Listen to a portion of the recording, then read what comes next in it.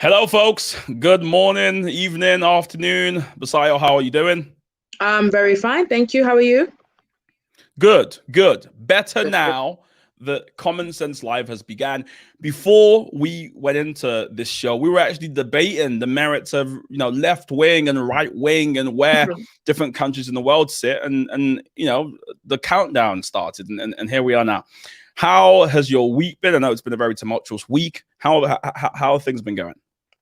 For me, pretty standard, It was a bank holiday, which I think went really quickly. And then it started raining, I feel like since then. So this feels like we're back to normal. Yeah, it's been raining in Manchester too. I'm in Manchester. And on that note, folks, I'd love to know where you're watching from. This is your chance to share the stream with somebody. So do hit the share button. Let someone know that you're watching the show. We've got a really, really, really interesting debate today. I cannot wait to get stuck in. In many ways, I'm hoping that, Jeff Bezos or Bill Gates, because he has more time now. I'm hoping he's watching this because I'm hoping to impress. I'm just kidding. We're going to be talking about billionaires today. We're going to be talking about some breaking news, but I want you all to get involved. So listen, literally, wherever you're watching from, let us know. But also, as the debate starts, do send your thoughts, send your ideas. We want to debate with you. And if it's your first time watching this, either live or even on rebroadcast, this is Common Sense Live, the show where we discuss weekly events, current affairs, but also tackle a thematic discussion in an attempt to get as many different perspectives as we possibly can. That's our goal here, to get lots of perspectives. So without further ado, let's get into some breaking news. Now, the first story I want to talk about is Donald Trump. He's back, if you like, on the in the market. Now, what I've seen from Trump is a couple of things.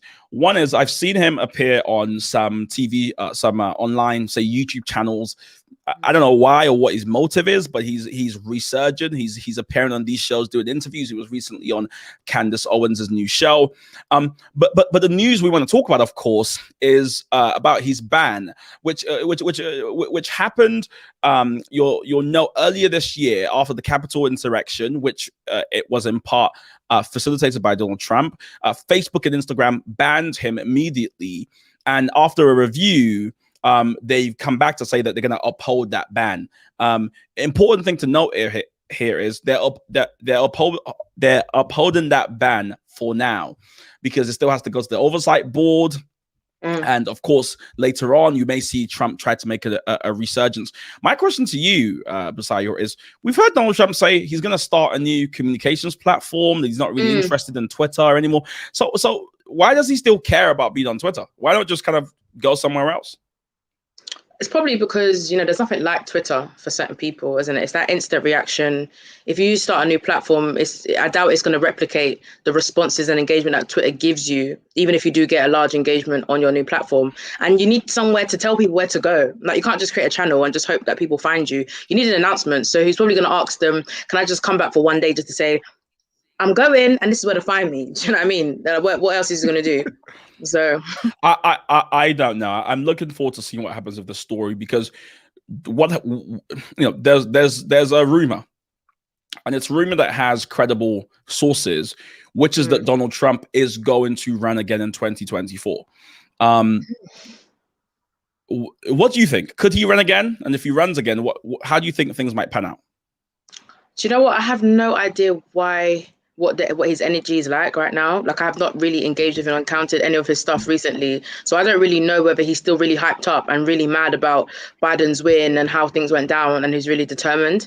So right now I'm just seeing it as someone who would probably benefit more from not rerunning, because I think he's never gonna he could actually become a martyr right now without dying. He could actually become the big idea that everyone thought he was, or someone who's been hard done by. It plays into his narrative, you know what I mean? So technically, if I was him, I would stay outside of it and just be the greatest lobbying machine ever, or critique of the government. And you'll probably, rile your followers up more to vote to back somebody else. Do you know what I mean? So I wouldn't understand what he would achieve by rerunning and even winning again. It just wouldn't seem right. I think he's probably do better outside of, White Yeah. House is. Well, this is interesting. This is something that Donald Trump Jr., his son, actually said in, again, a recent news show he appeared on. He said that he thinks he can do more outside. And he said something really interesting. He said, I love the fight, but I don't like the day job. And so he's saying, I would love to run for senator, but then I actually have to be senator. So he said, running through it, I'm interested in. But the fact that I then actually have to do the job and all the restrictions that it comes with, that's what he's not so keen on. So we'll see what happens with that. Folks, the second story I want to talk about is the Derek Chauvin trial. We all let out a collective sigh of relief a few weeks ago when we heard the news about Derek Chauvin.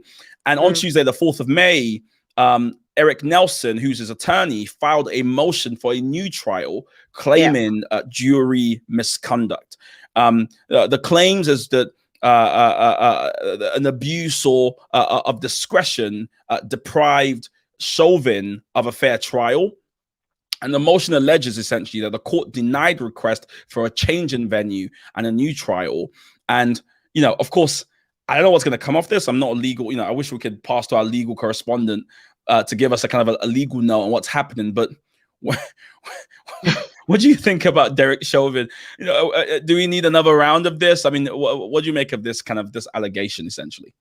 From what I've seen or heard, even, this is quite normal for cases like this. If the defense kind of loses a case, they tend to kind of, it's leading for them to kind of ask for, I think it's called a retrial. I think he's supposed to be convicted or sentenced in like June 25th or something like that. So this is actually normal. It's just that we're looking at it like the audacity. Do you know what I mean? Like, you've killed somebody. It's been on live television, or it was videoed. It's been a year of people mourning. You've now, do you know what I mean, been more or less sentenced, whatever. And you're now saying you don't think it was fair. Like, even if all those things didn't happen, do you still think you're innocent? Like, I don't even understand the link between the jury being, biased. But I think at the end of the day, the reality is having, how do you get a non-biased jury anyway? Let's even say it's a convincing argument, which, if it wasn't this case, maybe we would, entertain it a bit more. But what is a non-biased jury on something that many people might actually feel worried about? I think a non-biased jury probably is a jury that votes in the way you want them to vote. Exactly. That's when you go, aha, I trust this jury. But it will be interesting. You're right. There's fatigue about this case. For a lot of people, it's a done deal. They are finished. So, the idea that this might be dragging on a bit or we might have another installment, I just don't think it's something people are ready for.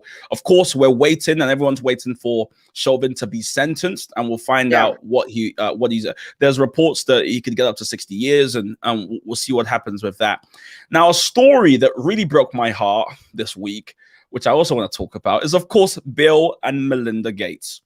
It happened late Monday evening. I was after a long day. I thought, let me get some nice kip, and I go on my Twitter and I hear that a hero of mine, after 27 years of marriage, is splitting up from his wife, and they both issued out this joint statement saying that they can no longer grow, or they believe they can no longer grow together as a couple.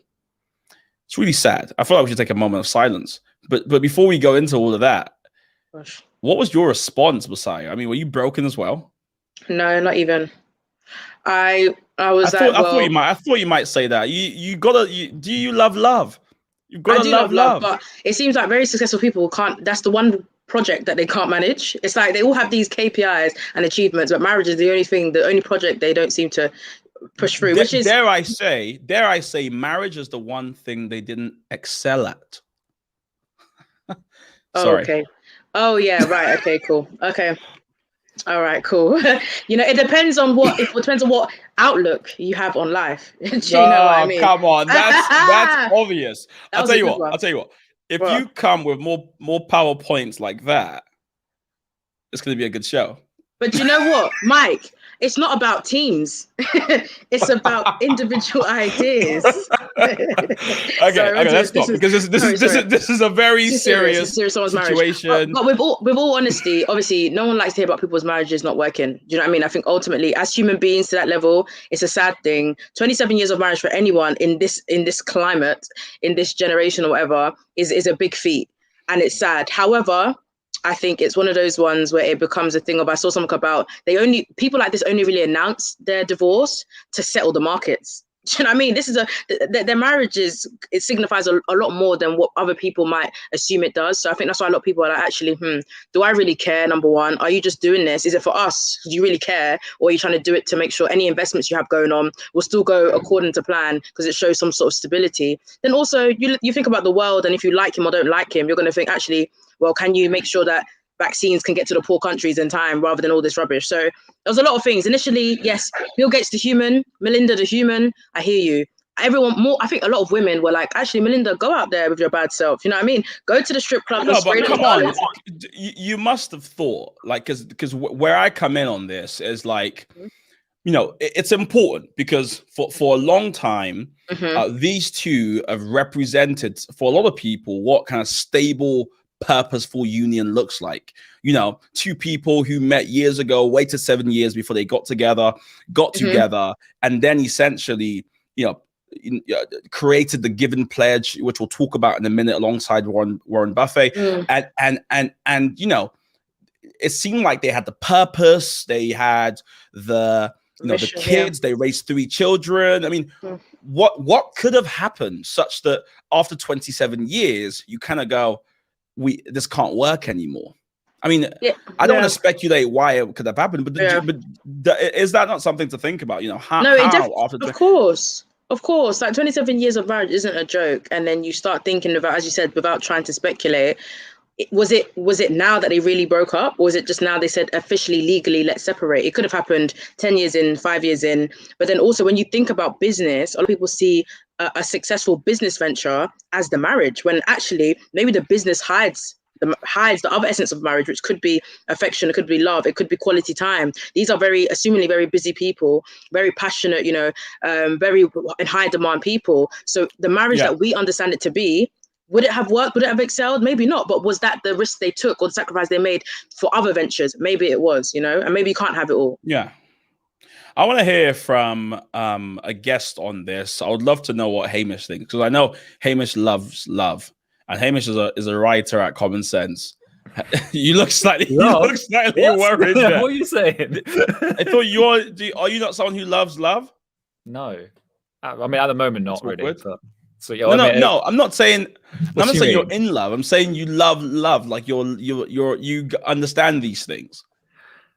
I mean, that's a really good compliment, mate. I really like that. But I don't know. I'm kind of like.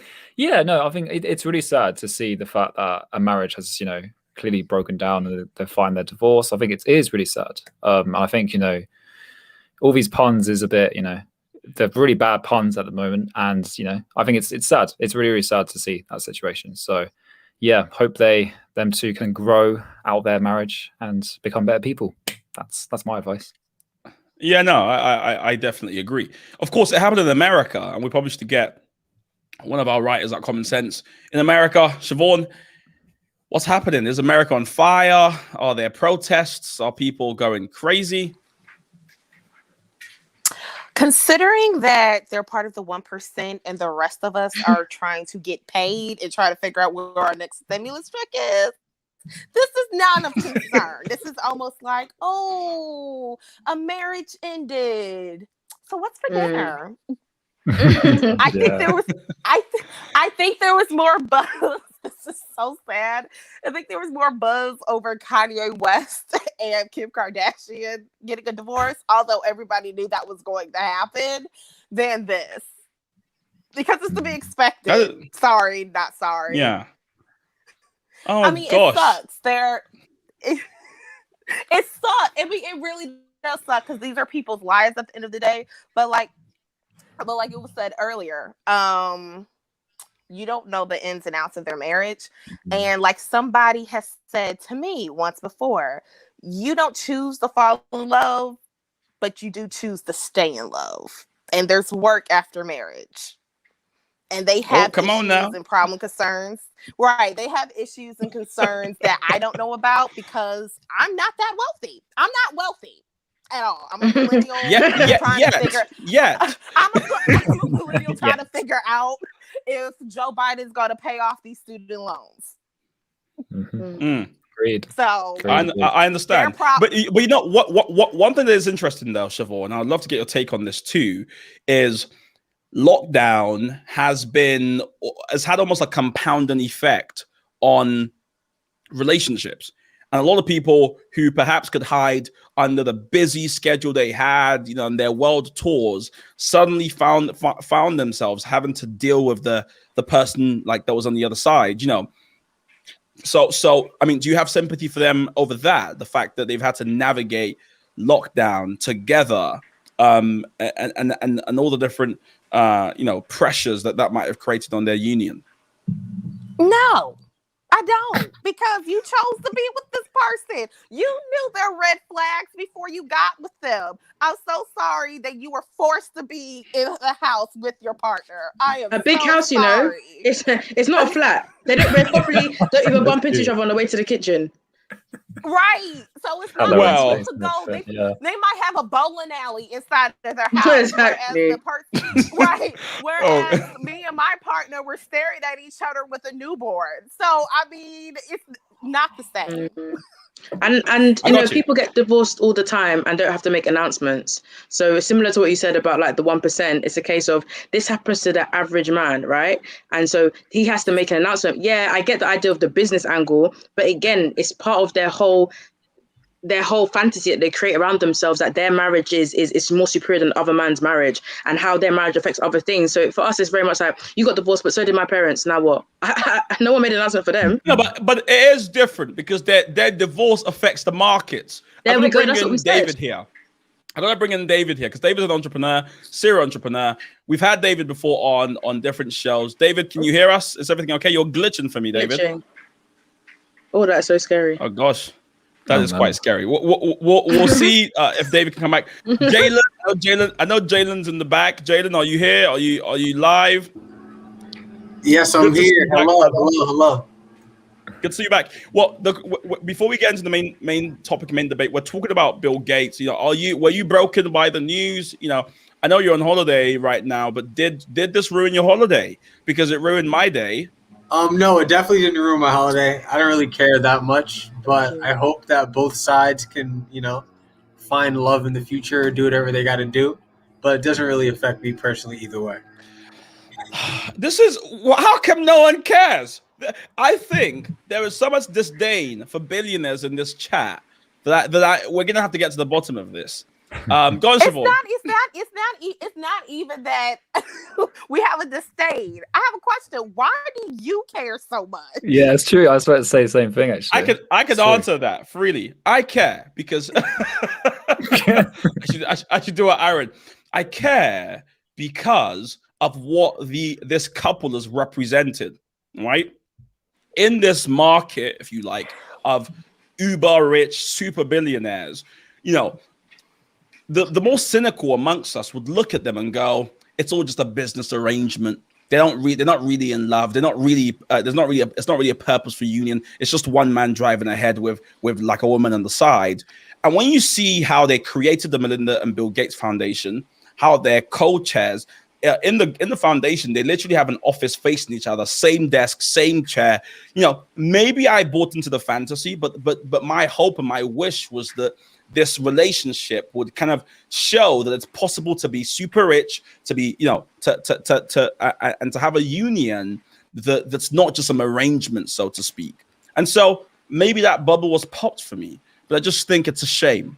And of course, they're humans, and I think we should care on that level too.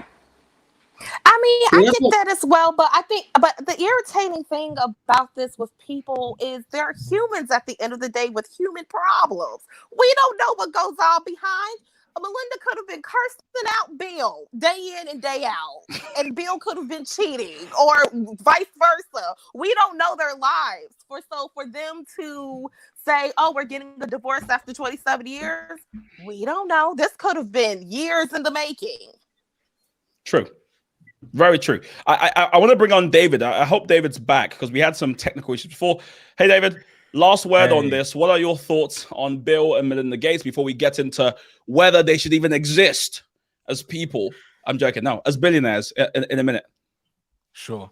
I think I'm kind of in between what you were saying, but I empathize with what a lot of other people are saying as well. I think that at the end of the day, on one hand, yes, they are just humans, just ordinary people like you and I, but they're also run like a huge foundation. They're probably the biggest philanthropists in the history of humankind. And so it makes sense that they're going to have an announcement and they're going to have to explain what's going on and what's going to be changing, because this does affect not just the markets, but so many lives and so many other organizations that they work with. There's a lot of people that might trust or work with them on the basis that they are Bill and Melinda Gates and have been for decades and decades. If they're no longer that, what changes, what's going to be different. So I think there's a lot of other factors that are tied into that, even if you had a business that ran with two co-founders, just any other business, there's probably going to be a lot of other things that happen when the two co-founders split up. Absolutely. I agree. You've spoken like a true sage on this issue. I want us to get straight into Bill and Melinda Gates, but also their friends, because of course they have rich friends. And this is a debate that's really, really important because of the way our market economy is currently structured. We want to talk about billionaires. And here's the thing about billionaires. We're going to have more of them, again, based on the market structure we have. Today, we want to tackle two questions. One is, should billionaires even exist? But also, is it possible to become a billionaire without exploitation? Are they inextricably linked? And as such, there are things we must, do away with, or is it possible? Now, of course, this has been a much heated debate in the US and in the UK, and we've got representation on both sides of the aisle. Bernie Sanders, who we all remember, a well-known Democrat, says that billionaires should not exist.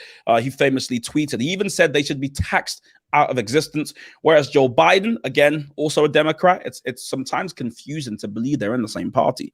But Joe Biden instead says, well, we should be careful about demonizing the super rich because they help to drive jobs and to make change. When you think about capitalism, it's about capital. So capitalism typically generates a lot of wealth. But the way we're seeing capitalism materialize is right now, it seems to be landing in the hands of a very, very few people. So ergo, stats like 26 people control half of the world's wealth. Ergo, stats like, because of the coronavirus, at the end of 2021, we're going to see 150 million new people enter extreme poverty. However, the 875 richest people in the world have seen their incomes rise during this period. So you're seeing the gap between the rich and the poor growing wider and wider and wider. And I guess this is why some people posit the question, how can 26 people own the same wealth as half of the world's population? Should billionaires be banned? Should they be taxed out of existence? Should they even exist? That's the discussion for today. And I'm going to open up Basayo. Let's just start with, let's set our tents out very clearly. We'll kind of go around, do a round robin, and then we can get straight into some of the substantive things. So what are your thoughts on those two things? I think essentially my issues lie with the ability to become a billionaire rather than them existing themselves. You wouldn't cap yourself. You wouldn't stop yourself from earning $1 billion if you can, and no one necessarily measures before they become a billionaire. So you can get the benefit of that in that sense. But I think, as you said, the fact that we live in such an economic system for which a billionaire is possible, the question should be more about in what environments or circumstances should billionaires exist. And I think there is an issue with, as you said, when there's so many people, so little. How can we justify people having so much and them not having a responsibility? Then when you look at the industries that they're in and the reasons why and how, you start to think, actually, is there a better way to redistribute this wealth? So for me, that's the angle that I'm coming from. Okay, let's jump straight to Hamish. Yeah, I mean, I'm kind of on the same lines of Basayo. I kind of feel like, I think if the system was different, and we were in different circumstances where we didn't have extreme poverty, as Mike has mentioned already, I think I would have been more fine with billionaires existing. And I feel like the way some billionaires have actually got their worth is something very, very questionable, which is why I kind of got to the point of saying I don't really want billionaires to exist in this current system. However, if we change the system where it's a lot more less focused on sort of the individual, a bit more, but not completely about, the collective, I find we would have a system where it wouldn't have exploitation, such as exploiting people, as we've seen with the Amazon workers peeing water bottles, and the earth as well, where top companies are the biggest contributors to climate change. So I think in the current circumstances, I personally feel like billionaires shouldn't exist. But if we change the system, then it can allow billionaires to actually be justified to exist. I want to jump in and even probe you a little bit on that, because you said if we focus. Sorry. That's all right. I know sometimes I can be a prosecutor sometimes. I know. You said if we just change our focus, what exactly does that look like? Are you when you say change the system, are you advocating for a totally different set? So, essentially, I'm going to come out and say it. Are you talking about socialism? What are you talking about here? Just so we're clear, because when people say change the system, you kind of go, that's kind of a big thing. So what kind of system do you envisage would be good for a billionaire to exist in? Well, somewhere at least where kind of workers can actually be valued a bit more, because I find workers, I don't personally think are valued in this current system. I don't feel like workers know their rights, for example, and the fact that you look at, for example, the whole delivery drivers, the Uber. There's been so much exploitation there, and I find that you then have these massive owners who earn so much more money, whereas actually the workers themselves, they contribute a little bit more in that sense. So I find there needs to be. Yes, I'm not saying, billionaires are those who are like creating the kind of mass companies, they shouldn't exist. I'm just saying that there needs to be more of a focus towards workers who actually contribute most to the actual companies themselves. So I find there's just more of a switch in terms of the focus on the actual workers themselves. That's how I kind of want that. Yeah, that's how the system. I know I haven't answered your question, but it's like kind of that. No, it's okay. We're going to come back to it. This is just introductory. Jalen, go ahead, bro. I think those are two interesting points. I think that I'm honestly kind of mixed on it. I'm not really sure what my thoughts are, so I'm excited to have this conversation. I think that you can be against economic exploitation without being against billionaires. I think that billionaires aren't the only people who contribute to the economic exploitation that we talk about. There are millionaires who contribute to that. There are people making 100,000 that contribute to that.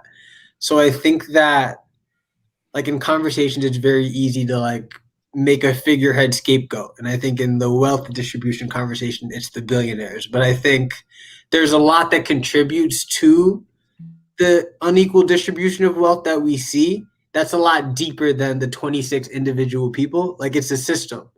So I think that, I do think billionaires should exist, but I do think I'm against economic exploitation, and I feel like that's the thing we should attack rather than billionaires as the class. Quick follow-up for you. Do you think it's possible to become a billionaire in today's day and age without having to exploit people? Definitely, I do. Super. We're gonna Messiah doesn't seem too happy with that response. No, it's just because the definition of capitalism is the exploitation. That's all. It's just not. I get what you're saying. I totally agree.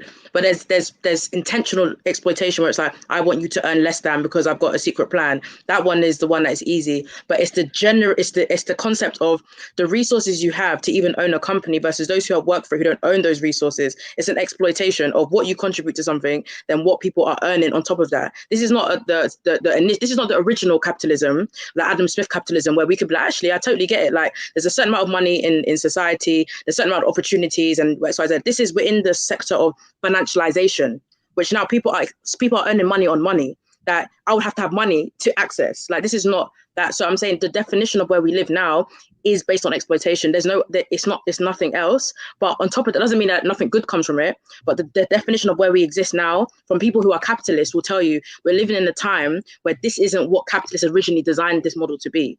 So it is an exploitation system. But I worry when we use the word exploitation, I definitely agree that there are a lot of people getting exploited. But for example, I'm at a company where I'm sure the CEO makes a whole lot more than me, right? I'm sure I'm probably getting less than I deserve, but I don't know if I would say I'm getting exploited because I agreed to a contract. Right. So I understand.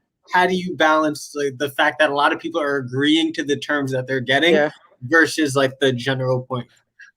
Basayo, I'm going to let you come back, but I just want to get David to come in just a little bit before that. And David, you can pick that up. That's a great point. This notion of, contracts, essentially. You're an entrepreneur. You're someone who probably employed people. You've had to kind of think about contracts yourself. How do you navigate that? Do you feel like you're exploiting people who you employ, you know, who work with you and work for you? Okay. Yes.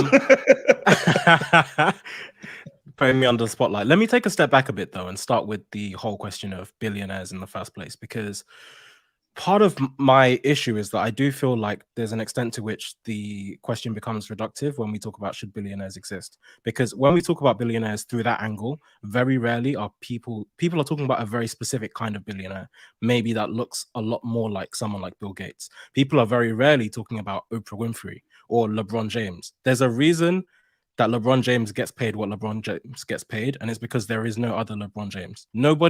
We've never seen anyone that can do what he can do. And so this year, 2021, he's going to hit $1 billion in career earnings because he can do what he can do.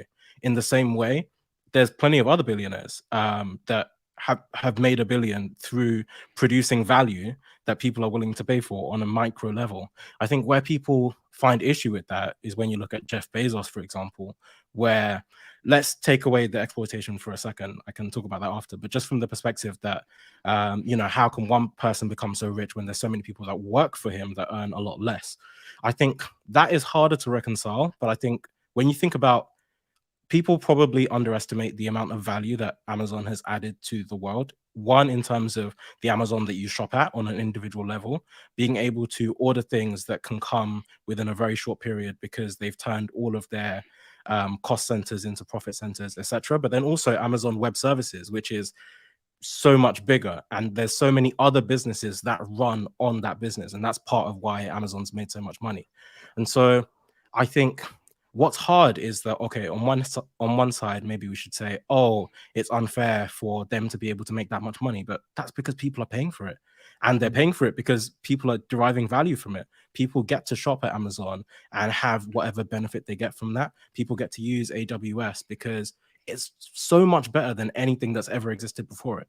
And so it's like, what do you do to remove that? The exploitation side, I definitely get. And going towards what Basaya was saying, I think the issue is that I wouldn't agree with her definition of capitalism, but I do agree that capitalism, I think even what you were saying, Mike, about, oh, is the opposite socialism, I think that can also become a bit reductive as well, because both of them, realistically, in my mind, are going to be outdated very soon.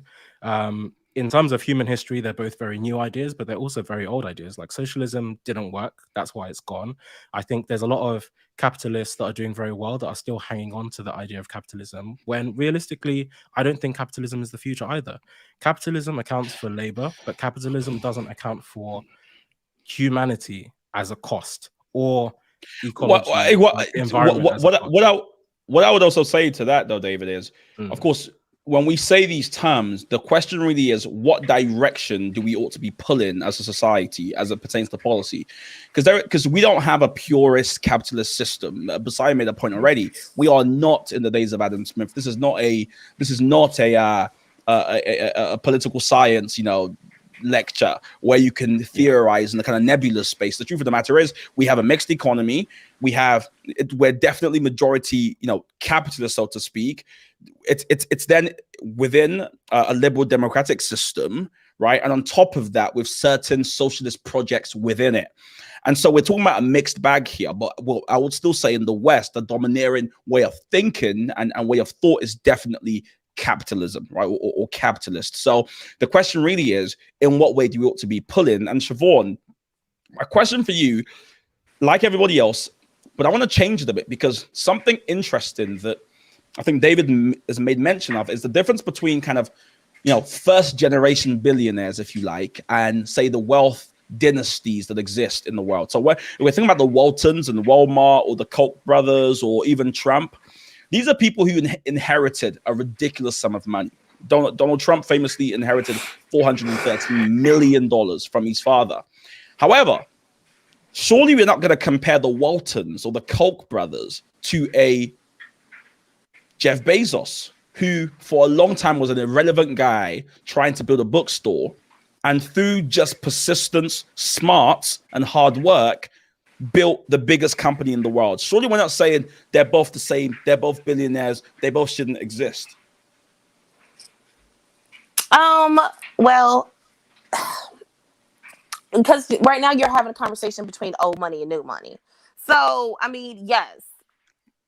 And like it's probably been said, if you're doing this in a capitalistic world, exploitation is going to happen when you have that money, because there is somebody that's going to feel slighted in a sense where somebody's making $1.2 million and another person is making minimum wage. So trickle down economics, somebody's going to feel cheated. No, I don't think that you're going to find somebody like compare like the Michael Jordans and the LeBron James to the Donald Trumps of the world, because they got their money two different ways. They worked hard. They came from nothing and worked hard from it. So that's kind of like comparing apples and oranges. The thing I think why we don't have the conversation with LeBron James is because he talks about everybody who was around him when he had nothing, he brought them up. Like his friend who's also his agent. He's also, like I said, he's making money because he's also was brought up with LeBron James. LeBron James didn't leave him in the dust. You're talking where you feel slighted and you feel cheated is from your CEO who's making $1 billion and the janitor who's making minimum wage. I get it. Like I said, they took an innovative idea and turned it into a worldwide phenomenon, which people are buying into, but that's where people get the difference. I would also like to go back and how I find it funny is I find it funny when Bernie Sanders has all this to say about the little man and how billionaires should be existed, but he's not hurting for money either. He's not missing any meals. He doesn't know necessarily what it means to to honestly work hard. His student loans is paid off. I just find it so funny when Bernie Sanders says all these things about the billionaires when he's not hurting for money. He's not like me. He's also fine. But I want to go to Basayo really quickly because and then we can open up the debate, because Basayo, you've spoken there about exploitation, and something Siobhan said is really interesting because she said, people feel exploited. Is feeling exploited the same as being exploited? So, for instance, if you willingly sign up for a contract, for instance, let's say Amazon right now pays double what the American minimum wage is to its employees. So if you sign up for that and that's what you're getting, are you still being exploited? Because factually you're not being, but even though you feel it, does that then make it true? I think definitely not. Feeling exploited and being exploited are different, but they can be the same. One reinforces the other. I think ultimately, when you look at your contract you're earning, are you looking at the transparent process of which the earnings are being created and distributed in the company? That would be more transparent to say what you're signing up for in terms of exploitation. What they tell you is the hours you're going to work and the benefits you get. Are they also telling you how much you're going to create for the company and how much is going to be distributed in your pay? That's a different conversation. And even on top of that, people have to look at why people get jobs. Are people getting jobs purely to honor contract, or are they asking for, is it a means to an end? Are people in poverty? I doubt a lot of people will sign up for Amazon because they've got so much spare money at home that Amazon was their passion. We have to think about the types of people who are Amazon workers or are working for these people. So again, the conversation, as everyone has kind of said, is that it's not an individual-based issue. That's why we have to get past the idea of rich people talking about poverty and being disgusted by it. Yeah, it's a bit the audacity, but the issue isn't them being rich. It's the fact that they were allowed to become rich. As I said, before you become a billionaire, you're not going to stop all your earnings and stop working, are you? So most of the time, you probably didn't know the moment you passed it unless Forbes told you you're a billionaire. But what we're trying to say is are you saying people should not be allowed to become billionaires? I personally, it's not, I'm saying I can't answer that question in that sense because I don't see the question in whether they should be allowed to. I think in the context of what we live in, what is the justification of somebody becoming a millionaire when there's so much people in need? And when you look at the people who are becoming millionaires in the industries they're millionaires in, seem to be quite basic necessities. Like when we look at what Bill Gates his industry, it's kind of things where people should receive these things for free, or where is the money being exchanged hands? People should receive it for free. No, but I'm saying when you look at more, but that's what I was going to go on to my next point, is that this conversation is about where your values lie. Not necessarily one value is better, but you can't have this conversation if you don't see the world in the same way. If I believe that certain necessities should be free and you don't, then this conversation would never gel. So we have to look at the kind of things that we are talking about in terms of Bill Gates or Bill whatever. It's kind of like take Bill Gates. He innovated with Microsoft. He wrote software. He built computers. Are you saying that, because that's the example you used, that should be free, or Bill Gates? No, but that's not all. That's not all he's in, though, isn't he? He's also in the medical field as well. He also has a lot of things that he does in Africa, and he has a lot of all these other conversations that we have around. Bill Gates isn't just about Microsoft. That's why he got his maybe initial money, but from there he was able to leverage off of that and then start these other ventures. But people only focus on kind of what the outreach is, but don't look at actually these are human rights we're talking about. We're talking about people becoming billionaires based on human rights, and in my opinion, I'm not saying they shouldn't be richer than other people, because I think what Hamish was saying as well, in terms of we have to change the system, not necessarily the model is not just the model, but our value. You can have billionaires in a world where I don't have to exchange money for my basic necessities. Do you know what I mean? If you could have a creative idea like that, then maybe I'll be like, you know what, people who are rich are just rich, but you know what, we're living a great life here because we're just bartering or we're eating off the fat of the land, but we don't have that luxury. So I can't really articulate. Do you know what I'm saying? So that's what my issue. That's the issue I'm talking about, is that it's the value we place on money, which means that money is the only source of currency we really have in this world. So it seems a bit unfair when people are still drinking dirty water. I don't know. I think it's a bit. Got you. Yeah. Well, Jalen, you've said you don't really mind, and you think it is possible to become a billionaire without exploitation. Could you articulate what would have to happen to satisfy that for you? What would have to happen to become a billionaire without exploitation? What? Yeah, like, you know, in what would the process look like? You know, in response to kind of what Messiah's just said about, you know, people becoming rich off like necessities that people need, being something feeling wrong about it almost. I think that, so two things. I think we have to be careful not to moralize wealth in a way. I don't really know how else to say it, but I think that a lot of times when we have that conversation, or this like wealth conversation, it comes across as the benevolent poor people versus the evil rich people. And I think that like it's so much more complicated and complex than that. I think like we said, there are different types of billionaires, there are different ways to get wealth. To your question about like how you become a billionaire, so I've started investing like 2 years ago, and I definitely don't have $1 billion. But like in the year I've been investing, I've seen Amazon go from a stock that's like $1,200 to $3,500, right?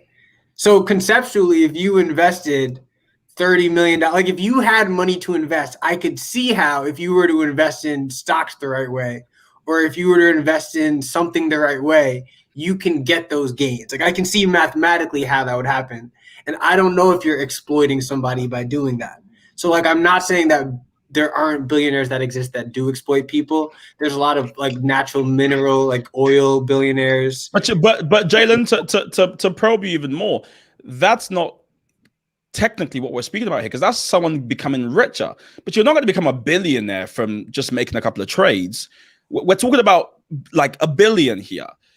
The reason why this isn't really about rich versus poor, but it's really about billionaires, of which there aren't many. So, you know, there's not that many. We're saying to get to that realm of wealth, do you have to exploit someone? Because we're talking about compounded. I mean, to become a billionaire, you have to compound, and you have to build, and you have to own. So at that level, you know, do you think it's possible to do it, you know, virtuously? Yeah, I honestly just see billionaires as people who've had their wealth compound even more, honestly. Like, I still think you can get to $1 billion off stocks. I'm sure a lot of people do. And I'm sure it's just because their money has compounded differently. So I don't think that exploitation and being a billionaire are necessarily correlated. And I do think we should be careful of the benevolent poor versus the evil rich, because like there are exploitative people and good people all around. Right. So you're saying go on, David. Sorry.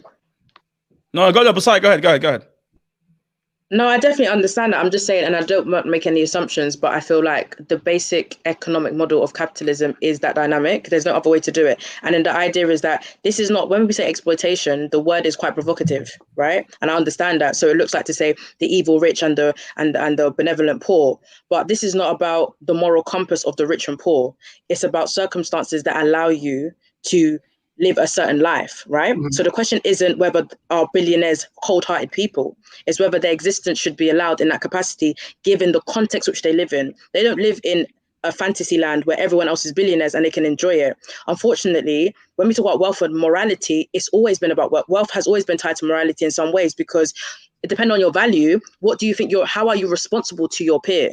How are you responsible to your world? Now, if you create yourself in a bubble which everyone else is rich, it tends to kind of desensitize you maybe to the wider context, which is the globe, or even your street, or even your country. But we're saying there are people who haven't got anything to eat, anything to wear. They can't protect themselves from a virus that we are complaining that a lockdown is stopping us from. Then you've got 26 people who own half of the world's wealth.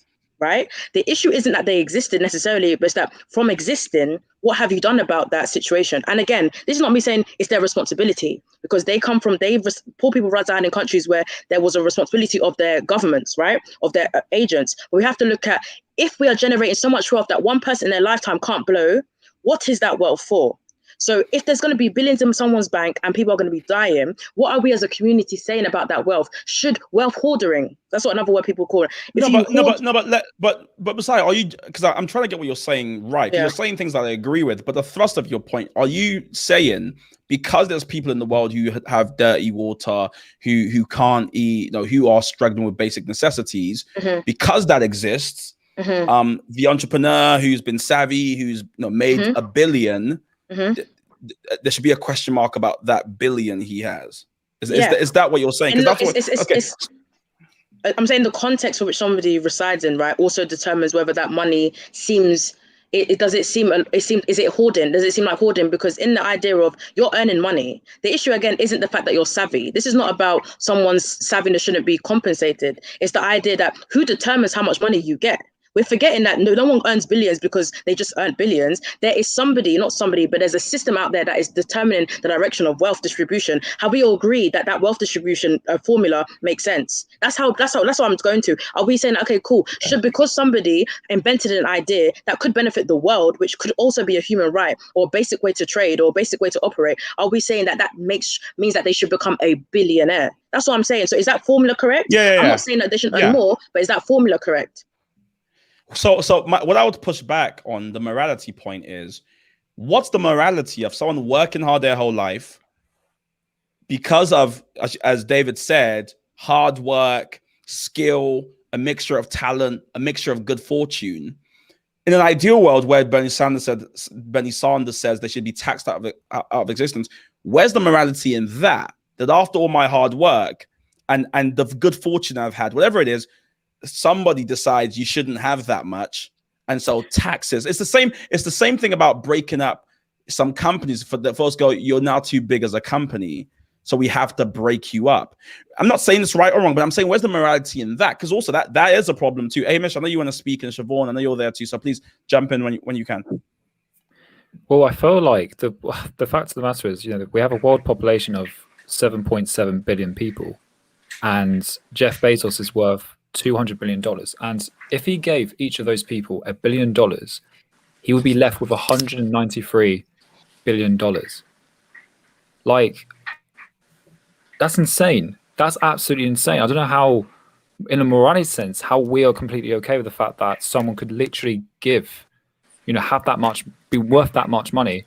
And there's literally, as you mentioned already before, millions and millions of people in poverty, and you have one person that is worth literally the whole entire, some people worth more than someone else in terms of a collection of people. So that's why I'm kind of in the moral sense. It's that's why I don't think Jeff Bezos should be worth that much. But hold on, Hamish. If he gives up, let's just go on the idea for a minute. If he gives up his money, bear in mind this is not cash. We're talking about assets. We're talking about systems. We're talking about products. We're talking about means of production here. When he gives it, okay, then the company, of course, ceases to exist. So what then happens after that? You don't have the commodity anymore. Can I make one point on not that? You? It's not you. I think it's my thing. So I don't know what's Go on, David. Go on, David. So I was just going to say, I think part of the issue with some of those things is also the fact that pretty much what you were saying, Mike, when you redistribute those things, when people make those arguments, nobody's thinking about the people that work at Amazon at every level, from the workers all the way up, what happens to their jobs when suddenly the company can't afford to pay you in the same way that they were? And then not just the people working there, but in addition, what then happens to the value that they were producing and contributing to society? If suddenly it means that Amazon can't have distribution centers in every city within nexus points that they can reach people easily, things like that. I think there's a lot of externalities to that. I definitely agree with the point about exploitation. I think is still an important one. And what I would say there is something that I was about to touch on before, is the fact that I think, how we define capitalism and what capitalism is, and whether or not capitalism is operating as intended. I think, going back to what someone said before, I think the reason we don't operate in a complete capitalistic economy is for the same reason we never had complete socialism, because it's impossible. Like, the ideal socialism could probably be a good thing. The ideal capitalism could probably be a good thing. But because of humans and how humans are, you're probably not going to have either. And I think then it's a mistake to assume that the form of capitalism we have right now has to be the status quo, because it doesn't. And I think that's probably the biggest issue. I definitely agree that we should change it. And I think part of what that change needs to be is the fact that capitalism right now, human capital and things that happen to humans and things that happen to the environment are seen as externalities. If your business happens to produce waste, or happens to produce people that are unhappy or sad or depressed or things like that, those are the externalities of your business. All that you actually include on your balance sheet is the labor, is the cost of labor. You're not including the cost of the humanity or the cost to the environment. And someone has to pay that. So either the humans pay that, the human workers, either the environment pays that, or consumers will pay it, or the companies will pay it. Yeah. I think either we need a framework where companies need to incorporate that cost into their cost of existing, or maybe we should also pay more for things, because I think sometimes we want things both ways. We want things as cheap as possible because we're poor, we don't have much money. We want the $6 t-shirt, but we don't really care about or think about in that moment, is everyone in the supply chain of the $6 t-shirt happy? All the whatever's involved behind the scenes, is everyone happy? Yeah. Let's jump to Siobhan, because I know Siobhan. But here's the thing. So with that $6 t-shirt, you need a t-shirt. That's a need. That's an essential need to live. And my whole thing is, I don't understand what's the big problem with taxing the 1%. Now, I do agree with that. To tax the 1% to progress the world that you live in, that you like. Those Teslas that you're buying. Why would you want money to go towards the roads that you're driving on, so you don't have to spend a kidney for your, like I said, to get it fixed because of the road, or education for your children to like actually have an education? I don't understand what's the issue with companies taking more of the brunt than the people that are buying a need.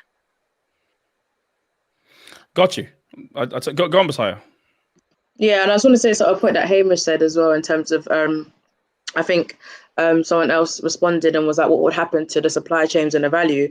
We're talking about someone who, if they spent I can't remember what article I was reading, if they spent like how many, so hundreds of thousands or millions every day before they die, they still won't run out of money. Yeah. We're talking about things that wouldn't actually impact the everyday operations of that country. And again, it wouldn't just penalize the mega rich, right? It would have some sort of quantifiable structure where it builds down to the poor as well, in terms of, I don't know, just algebraic methods, in a way where it's not just one person that's being penalized and everyone else is acting normal. It would have to be an attitude change. So when you talk about the t-shirt, like Siobhan said, well, why am I paying so much money for a necessity? And this is the issue some people don't like to admit, is the fact that people are being exploited on basic necessities. So now when we talk about Amazon, what Amazon is doing in the middle of a lockdown, for example, is distributing food.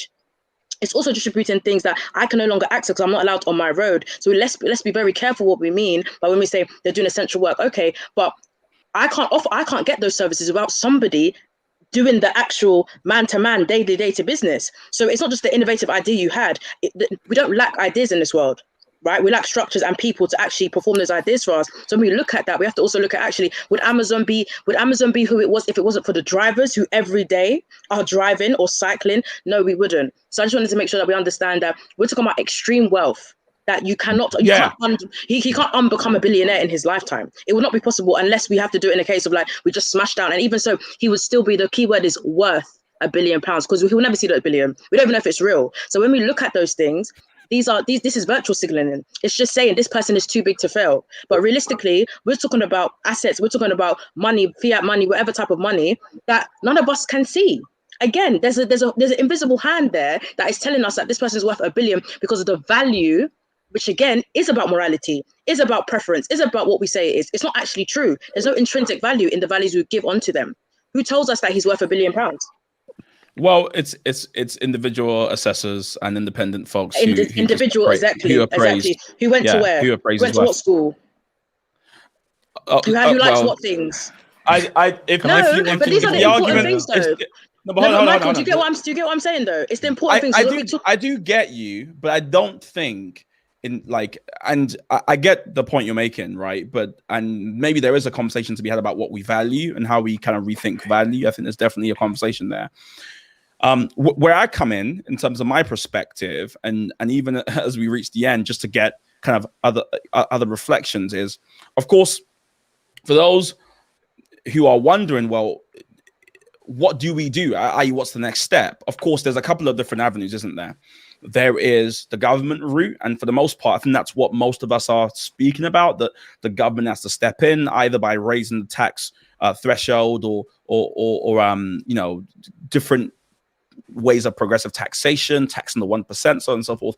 That's definitely on the table. However, I'm a libertarian, right? So my position is always going to be laissez-faire here. One of the things that kind of, for me, if we observe what we've seen over the past few years and recent history, especially with first-generation billionaires, it is the case that they do a lot for society, probably more than they would do if they were being taxed and the government had to spend it. I think about someone like Bill Gates. I think about the fact that he's given away almost 40 billion of his money already. I wonder what a government or the US government would have done with that money. I don't even want to know, right? I think about the part he played in the eradication of polio in Africa. I think about the amount of money he's given towards the development of the vaccines we're talking about here. I think about the fact that him, his wife, and also Warren Buffett, at some stage, the two most wealthy people in the world, convinced, right, over 20 people of the richest people in the world to commit to the Given Pledge, which I'm sure we all know about, which is this idea that they would give back most of their money, right? Unregulated, the ultra and super rich are coming together to give away their money.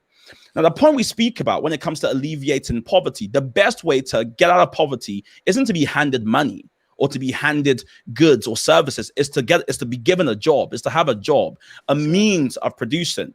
This is a personal perspective, so I'm happy for folks to disagree. But the way out of poverty, typically in a sustainable way in the world we live in today, is through working, right? Take Apple, for instance. Folks say Apple shouldn't exist because it has too much wealth. Hold on a minute. Apple shouldn't exist because it has too much wealth. In terms of its European ecosystem, Apple contributes to at least 1,500,000 jobs, right? If Apple shouldn't exist as a company, quote unquote, because Steve Jobs in his pioneering way, hoarded all the money at the top, so on and so forth, what happens to those 1,500,000 jobs? And before we go, the government will look after them. It's like, how? Is it just kind of stimulus checks, as it were? I'm not saying you're saying this, but this is things we've heard. Is it the stimulus checks? Is it just a kind of no? What happens to the systems that we knock down in place of replacing them? The same thing that happened to Woolworths when it shut down. Someone else got another job. I'm sorry, jobs weren't created by Steve Jobs. Like, he wasn't the creator of all jobs. There was jobs before him. There'll be jobs after Apple. The concept isn't. This is what I'm trying to say. But it won't be, because no one can be a billionaire. It's not about, but people are millionaires who also create jobs. So the concept of I guess the morality of should people be billionaires, we shouldn't. It doesn't mean good doesn't come from billionaires. It doesn't mean they haven't done good things. It's like saying people who are abusive don't do good things. That's not true. People aren't, it's not mutually exclusive. But at the same time, what we're trying to say is that the general system means that why get all that wealth just to give it away in the first place? Sometimes you might argue that that might be the best way in terms of them being more open to the idea. That's fine. But that's also lazy on our part as well to be actually, why are we not changing the hearts and minds of people at a different level to be like, you know what? Why do you need to become a billionaire just to give your wealth away when there's another way to distribute it? It's about preference. Because it's his. It belongs to him. Yeah, which is fine, but you talk about belongs to him, but he was paid our money. He didn't. The money he has wasn't money that he found in the sea. You gave him your money. So the point is, yeah, you gave him I gave him my money, but when you say the money is his, it's not like say he was in the sea. People gave him the money. He's part of another system that is at large as well. They're not isolated from other systems that exist. So anyway, before I go off tangent, the point is I understand what you're saying about those jobs, but just like before Steve Jobs, just like after him, people worked and people had jobs. The concept of the idea of that giving people jobs and that's their way out of poverty relies on a certain infrastructure they will almost have to already exist in. These are all the fancies people say about give people jobs they don't win. It's not about, we're not asking people to give you benefits and saying they're going to work. It doesn't work like that. So we have to be careful about how naive we are about how it's to survive in this economy in 2021. A job is, people are in poverty and they're still working. So exactly. If you check those stats, explain that one. Hold on. Happy to. Working poor is definitely a problem. Working people in poverty.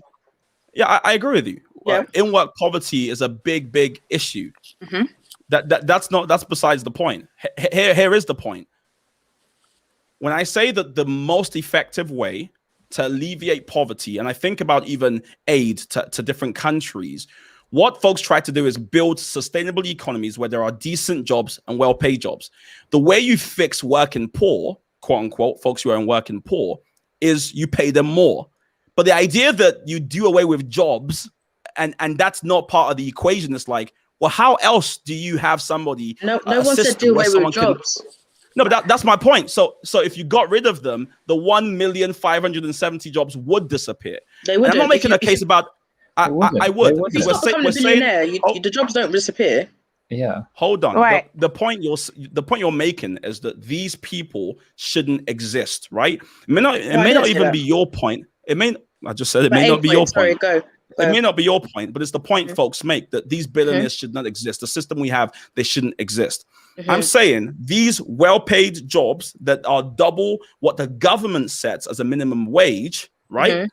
If they all disappear because those structures shouldn't exist, my issue is, or my question is, what do you replace those things with? Is it a system? So better paid jobs. No, but I don't understand. You're saying if Apple, it doesn't exist, then people wouldn't be working.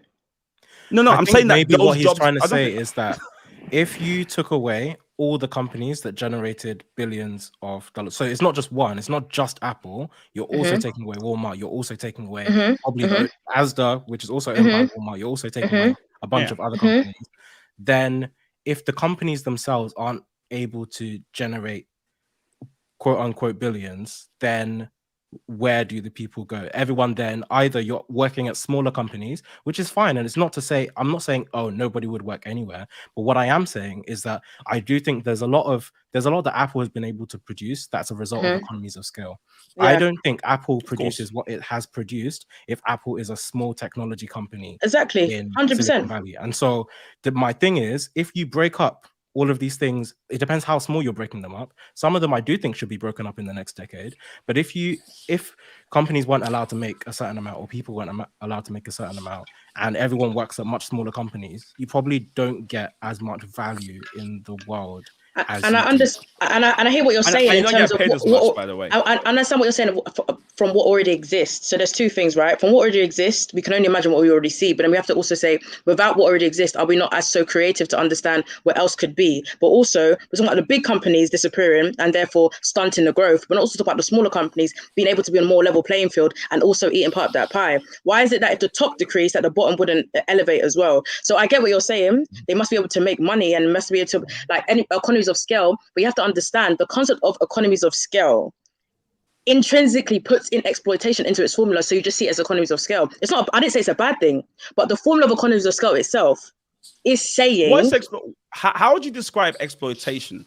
And probably this is something for us all to reflect on as we kind of give closing remarks is, what are we calling exploitation? Do you just mean when there's an imbalance, it's exploitation? Like in economics, the concept is you're not being paid what you're contributing.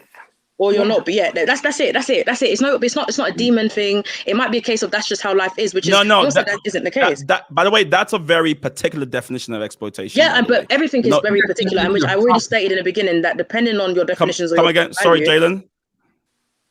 Sorry. No, I was saying I think that's the definition of profit. I don't think we should confuse profit with exploitation. No, profit that's not profit. Getting more than what you paid for. That's how companies like make a profit, but I don't necessarily think that just how do they get more than what they paid for? You're exploiting. How do you get more than what you paid for? I don't, because if you create something that's £5 worth and then I buy it for £5, how can you get a profit?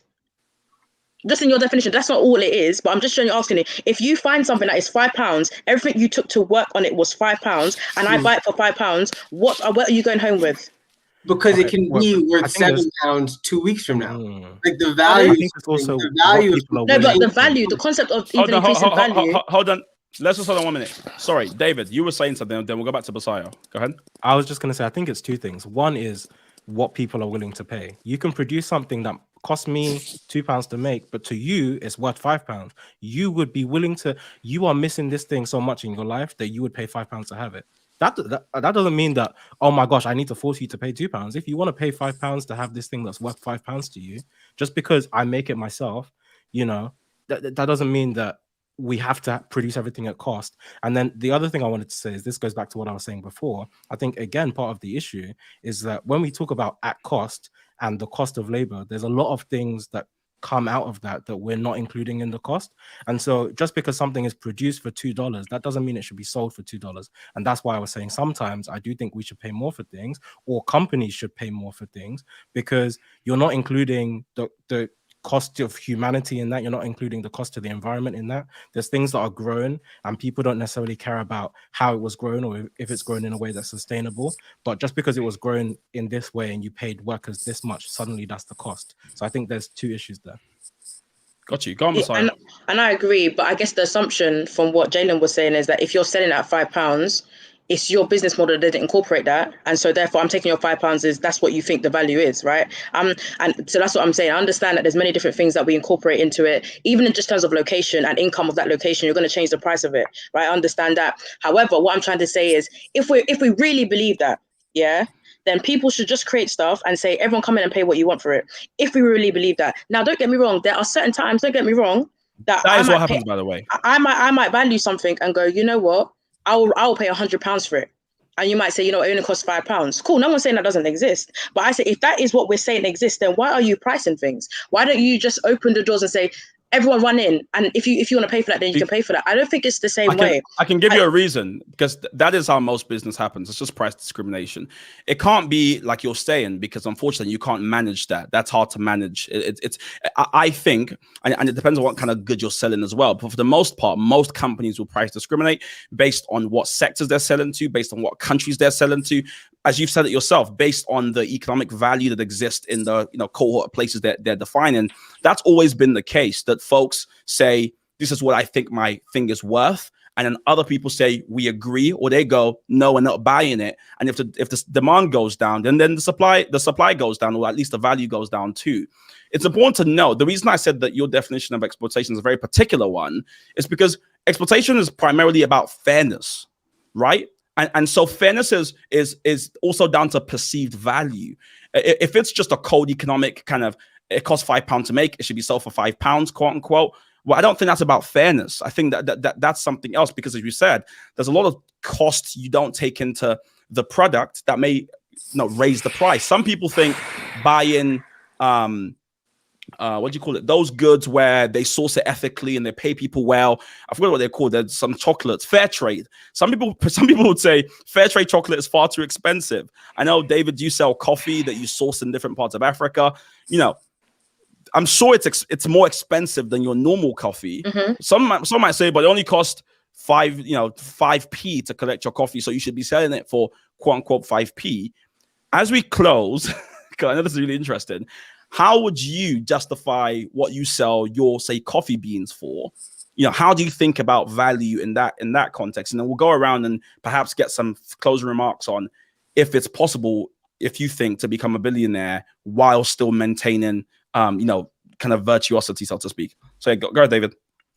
Sure. I think I would like to think that I embody everything I just said, from the perspective that the reason our coffee costs what it does is because coffee is too cheap. Like, when you look at what's actually happening in Africa, and all coffee comes from Africa originally, there's a lot of countries where coffee is one of their number one exports. And because of, even with fair trade agreements, which end up becoming minimum price agreements because nobody's going to pay more than they have to pay, there are people that have been doing farming for generations and generations, but the cost of coffee, because it's all wholesale, is going so low that they're actually just selling their land to real estate developers, and they're stopping. Like, there's a lot of families that have owned historic farms that are just going to stop making coffee because we want it too cheap, and we don't want to have to pay what it's going to cost to pay. And so even though technically they're getting paid fairly based on the wholesale lot, they're not being paid enough for their livelihoods. They're not getting paid enough to aspire and to want to be entrepreneurs and want to grow their businesses. They're just getting paid enough to survive. And so I think as a company, we pay them more. And as consumers, I think consumers should also want to pay more, because that's what it's going towards. And I think that's necessary. If you just sold it at quote unquote cost, then yeah, it could be £5. But I think that's just not right. Got you. Well, let's jump straight to Siobhan, and then we'll go to Hamish. Siobhan, what are your thoughts as you've listened to this debate? Living in America, where everything you know about the American dream and the American system. Isn't it the American dream that someone wakes up, they work hard, they play by the rules, and they aspire to the top of the economic staircase? That's a beautiful. The American dream is a beautiful idea, because, as you know, that doesn't always work that way. You have the working poor, and no matter how much you work at $8.25 an hour, you will never be able to obtain like that house, that 5-bedroom house with a Mercedes Benz in the driveway, or not even Mercedes Benz. Let's just say a Toyota Camry. I say you'll never be able to obtain for that a 2021 Toyota Camry.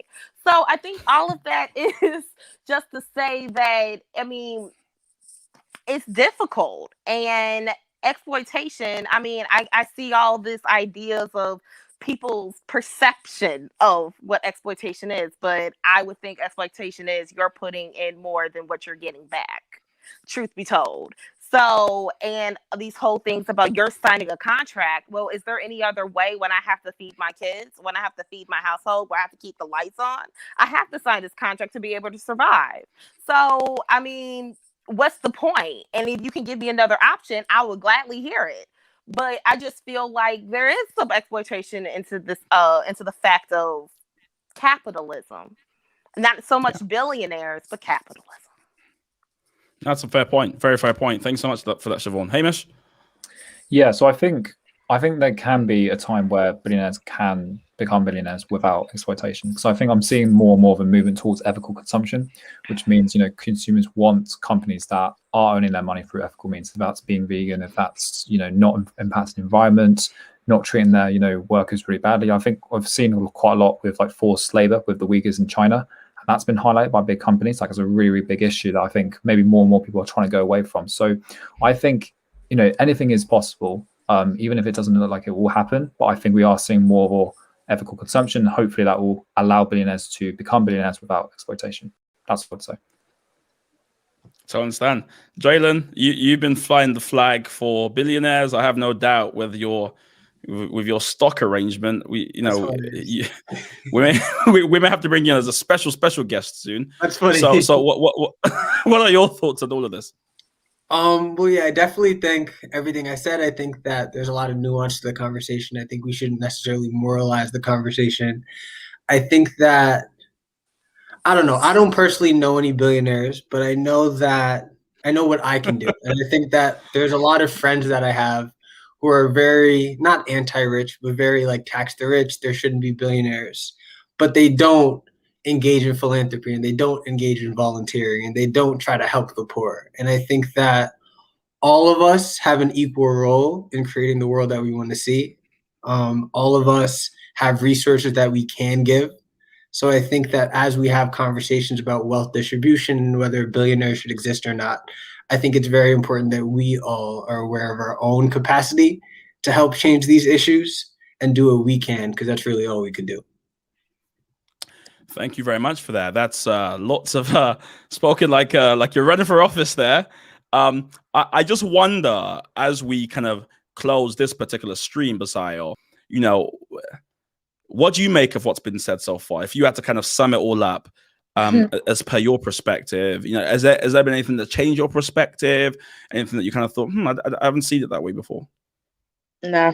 Sorry, I've had, not to say they weren't good arguments, like, but I feel like said, nah, not in a bad way at all. I feel like I hope I present myself as in the beginning to say I understand how they exist. The issue wasn't that they exist; it's the fact that now that they exist, what are we saying for the context which you all live in when we're asking for people to crowdfund for basic things, or there's governments about money, or whichever it is. I'm just saying in the context of India needing vaccines, you know what I mean? What are we really saying? And that's all I'm really saying. And then it's interesting for me as someone who's always battled with this when I was studying economics, was the idea of how smart capitalism has been to include the negative sides, or the sides that we could actually debate about inside the definition. And one of those things like boom and bust is basically saying we fail at certain times, but give us 5 years or 10 years and we'll succeed. But then you never give any other model that ability to succeed and fail within 10 years. But that's a different conversation. So for me, it's always been a case of we use certain words sparingly, like economies of scale. But when we ask to define it in different ways, it is the exploitation, but we don't want to articulate in that way. But I understand why they exist. And again, it's systems rather than individuals. So I wouldn't penalize a billionaire for being a billionaire, but at the same time, as mankind, what are we saying about this magnitude of wealth that could help the economy, help society? I totally get your point, by the way. Like, I totally understand what you're saying. I sincerely disagree, but I think that's the whole point of the show, right? Is to get lots of different ideas going back and forth. And I have learned something. I think, you know, the idea, or like this kind of communitarian perspective you have, which is, you know, all the wealth belongs to all of us almost, and so we should have a say in what happens with it. It's something that I you know, as a libertarian, I think I was almost very kind of transactional about this thing. Once you give up your money to somebody, it's no longer yours. You don't then go, oh, here's how you should spend it. It's like, well, it's not yours. You've given it up, and they've given you a service in return. They've given you a product in return. That exchange has happened. You know, and that's how I've often thought. You know, my closing remark, similar to you, is definitely there is a problem with market economies. And what I mean by that is how economies are currently structured, in that the whole point of a specialized economy, unfortunately, is to reward like the specialized. So it rewards those at the top. It pushes more money to the top. I think Bill Gates said a similar thing about that's what needs to be addressed in America, the fact that the market is so specialized. And I think in the UK, where financial services are the major export of this country, it does skew earnings in a big way, right? And it creates the condition for people who are super wealthy to compound their wealth and become even wealthier. But you're right. This is something we have to keep talking about. We have to keep debating. I love the fact that we're talking about what kind of world we want to live in. And I always think it's really interesting. Like, I totally understand that. And I just wonder what someone who literally hasn't got much money or has $2 a day or $3 a day thinks about someone saying that once you give up that $3 from not restaurants, but shops or services, that you have no other options because they might collude and set a minimum price. We don't talk about minimum pricing, what they think about the choice that they're doing. So I get what you're saying, but maybe I'm thinking about maybe people that don't have as much as me, or people in different places, and we think about, when we talk about choice, what are we talking about when we say choice and giving up money? But that's a different conversation about pricing and when they collude and what is the minimum price for certain things. But I hear you. Yeah, fair points. And no doubt we're going to talk about this off air. But folks, this is all the time we have. Thank you for joining us today. If you enjoy this debate, this discussion, we are here every Wednesday. So do smash virtually, don't smash a computer, but smash the subscribe button and turn on your notification bell so you're first to find out when we have new videos like this. And of course, if you want to join the Commentators Network, you can do so by going to join.tcsnetwork.co.uk. It's free. It's free. There is no minimum price. It's free. You can join it. You can be, and who knows? Maybe through the stuff you learn, you might become a billionaire one day. And Or then I'm donate gonna if need you to tell like. Give Yeah, or us donate. money if you give the thing money if you think, you know, depending on what you price it as. Let's hope we get a lot of people worth it, you know, spending millions. You never know. I can't wait for you to become a billionaire. Never can Sorry. I. Oh my But- gosh. Oh my god. I can't wait. Until then, folks,